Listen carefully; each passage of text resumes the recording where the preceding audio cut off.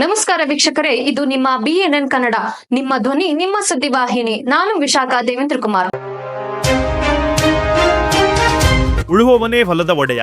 ಆದರೆ ಬೀದರ್ ಜಿಲ್ಲೆಯ ಹುಲ್ಸೂರು ತಾಲೂಕು ವ್ಯಾಪ್ತಿಯ ಮಿರ್ಕಲ್ ಹಾಗೂ ಮಿರ್ಕಲ್ ತಾಂಡದ ರೈತರ ಜಮೀನು ಕಬ್ಜೆ ಪ್ರಕರಣಕ್ಕೆ ಸಂಬಂಧಿಸಿದಂತೆ ಬಿಎಸ್ಪಿ ಪಕ್ಷದ ಮುಖಂಡರು ಹಾಗೂ ಕಾರ್ಯಕರ್ತರು ಆಕ್ರೋಶ ವ್ಯಕ್ತಪಡಿಸಿ ಬಸವಕಲ್ಯಾಣ ತಾಲೂಕಿನ ಮಾನ್ಯ ಸಹಾಯಕ ಆಯುಕ್ತರನ್ನು ಭೇಟಿ ಮಾಡಿ ಅರಣ್ಯ ಇಲಾಖೆಯ ವಿರುದ್ಧ ಕ್ರಮ ಕೈಗೊಳ್ಳಬೇಕೆಂದು ಮೆಮೊರಾಂಡಂ ಸಲ್ಲಿಸಿದರು.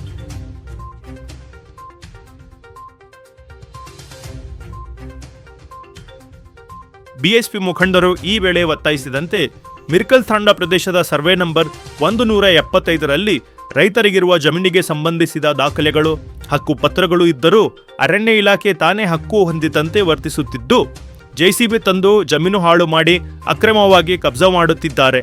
ಈ ಸುದ್ದಿ ರಾಜಕೀಯ ಬಣ್ಣ ಬಡಿಯುತ್ತಿದೆ ಹಾಗೂ ರೈತರ ಜೀವನಾಧಾರವಾಗಿರುವ ಜಮೀನಿನ ವಿಚಾರವೂ ಆಗಿದೆ.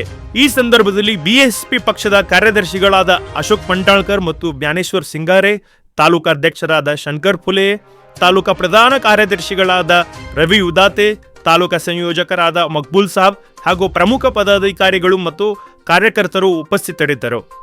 ದೇಶದ ಅನ್ನದಾತರಾದ ರೈತರಿಗೆ ಭೂಮಿಯೇ ಬದುಕು. ಅದನ್ನೇ ಕಬ್ಜಾ ಮಾಡಿದರೆ ರೈತ ಎಲ್ಲಿ ಹೋಗಬೇಕು ಎಂಬ ಪ್ರಶ್ನೆ ಮೂಡಿದೆ.